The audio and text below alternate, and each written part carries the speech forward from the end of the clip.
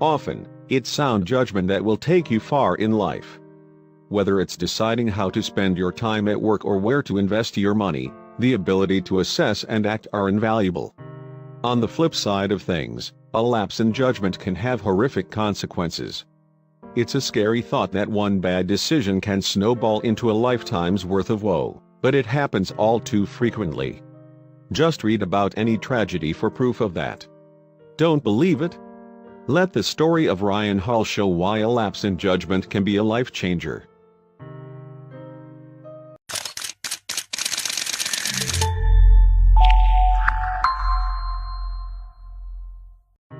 In order to keep her kids in a well-disciplined environment, a single mother named Sylvia Hall decided to join the U.S. Navy. As was common with military families, Sylvia was stationed all around the world, and her children lived in many different military bases. Sylvia's son, Ryan Hall, grew up surrounded by the ranks of law, order, and justice for most of his young life. In 2003, Ryan helped his mother celebrate one of her happiest moments, her wedding to her longtime love, John Garnett. And there to celebrate alongside the family was someone whose fate would dictate the remainder of Ryan's life. Her name was Jessica Snyder. At the time, she was 18 years old and romantically involved with Ryan's roommate, Billy Allen. Billy had a bit of an unsavory reputation. In fact, rumors had him romantically involved with not just Jessica, but her mother as well. Like Jessica, Billy would forever change Ryan Hall's life. The fact was, Billy knew a few important things about Jessica's mother. She sold drugs, which is why he owed her money, and she kept over $20,000 in cash tucked away in the family's home safe. Unbeknownst to Ryan, these crucial details would factor into his own life just a few days after Sylvia's wedding. Days after his mother's wedding, Ryan threw a barn burner of a party. Throwing caution to the wind, he didn't hesitate to down somewhere between 6 and 10 rum and cokes. Ryan became extremely intoxicated, and it led to an early night. He withdrew to his bedroom before the festivities even ended. At 7 a.m. the next morning, Billy's friend Donnie Williams burst into Ryan's bedroom. He needed to borrow Ryan's car, and using his good judgment, Ryan quickly refuted the request. That's when Billy entered the bedroom. He made the same request, and, trusting his friend and roommate, Ryan obliged. That would be the simple lapse in judgment that would change Ryan's life forever. You see, as Ryan lay in bed still feeling the effects of the alcohol, more of Billy's friends entered the room. They asked for bandanas, which Ryan told them where to find, and discussed going to Jessica's house and stealing the $20,000. Their discussion evidently gravitated to what would happen if Jessica or her mother were home, and the boys decided that, were it necessary, they'd subdue her. Ryan, as hungover as he was, thought it was all a joke. So Ryan went back to bed. Meanwhile, Billy, Donnie, and two of their friends, German Thomas and Charles Miller, all sat in Ryan's parked car outside Jessica's house. Their plan to rob the place had hit a snafu. Jessica's younger sister had not yet left for school. While trying to decide what to do, Billy's phone rang. It was Ryan. On the other end of the line, Ryan asked Billy where he'd taken his car, and Billy was honest with him. He and his friends were outside Jessica's house waiting for Jessica's sister to leave. Whether it was the alcohol or an unwavering trust in his roommate, Ryan still didn't believe him and thought it was a gag. When Billy abruptly ended the conversation, Ryan again rolled over and went back to bed. Back in the car, the four friends watched as Jessica's little sister left the house. The robbery plan was back on. They burst through the front door, only to be met with the terrified screams of none other than Jessica herself. Ignoring her, three of the men made their way to the safe. However, the fourth man, Charles Miller, was not so keen to forget their discussion that morning. If Jessica was home, they planned to subdue her.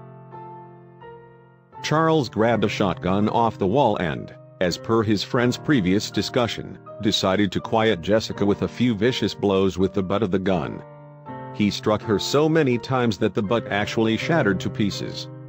Jessica's body dropped to the floor, lifeless, while the others could only watch.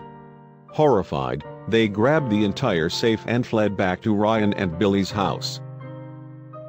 Back at the house, Ryan heard a loud bang.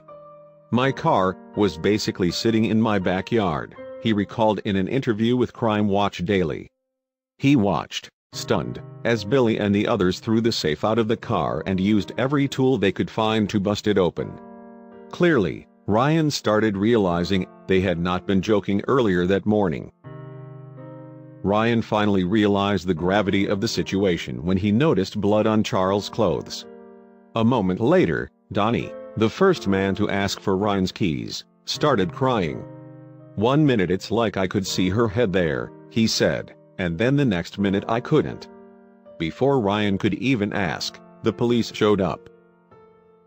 A neighbor had heard the racket of the four men desperately trying to break open the locked safe and called the authorities. Confident in his innocence, Ryan complied with the police's orders to freeze. All 5 men were cuffed.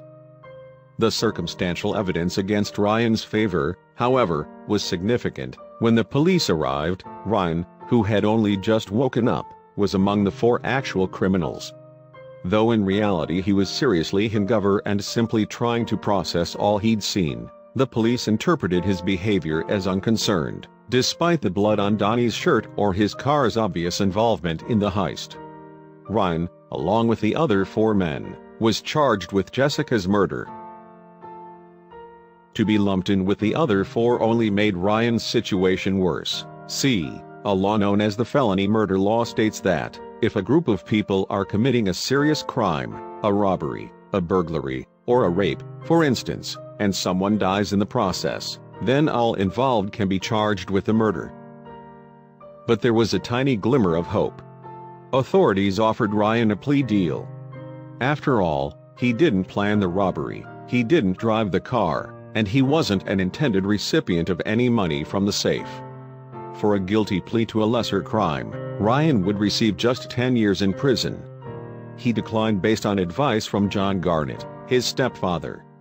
Knowing he was innocent, he opted to face a judge and jury. In the end, the judge and jury saw things like this. Ryan had overheard the 4 men discuss their plans of robbing Jessica. He showed them where the bandanas were. He still lended them his car. With the felony murder law in play, Ryan was found responsible for Jessica's death, and he received life in prison without parole. Ryan's family was shocked. Even Ryan's lawyer believed that the jury would not find Ryan guilty of murder. But the jury felt that Ryan deserved one of the harsher punishments.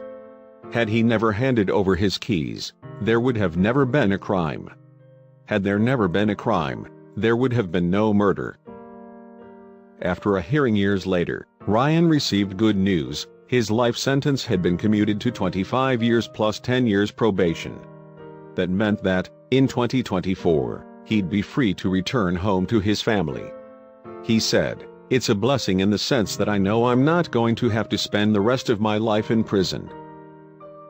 Ryan's story shows how a lapse in judgment can snowball into greater tragedies. Had he had all his wits about him that morning, it's likely he would have never been sentenced, and a woman wouldn't have lost her life. Share this tragic story with your friends.